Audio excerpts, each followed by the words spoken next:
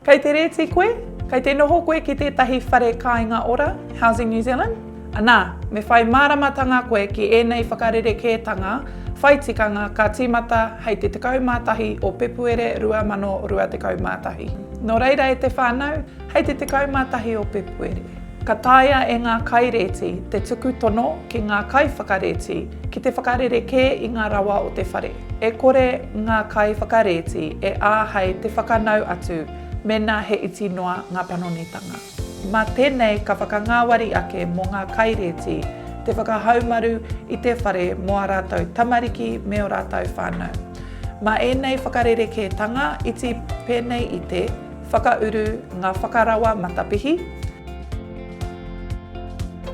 whakatū kēti haumaru mō ngā pēpi, tāmau hia ngā pauaka whakata me ngā taonga āwhare e ngā tarapu taonga noho kia kore ai e taka. Ko tētahi atu rerekētanga mō ngā kāinga rēti, e kore e taea te whakatairanga i ngā rēti me nā karekau te utu kia rārangi hia ki te whakatairanga. Ka ārai atu tēnei ture i ngā kaiwhakarēti kia kaua rawa e whakapiki i te utu kua rārangi tia ki te pānui whakatairanga. Kia aki rānei i ngā kairēti ki te peti i te utu rēti.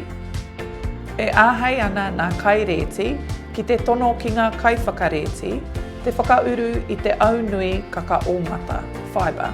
Me whakaitia ngā kaiwhakarēti me nā ka whakauru te hunga rēti i te aunui kaka ōmata, fibre, ā karekau he utu mo te kaiwhakarēti.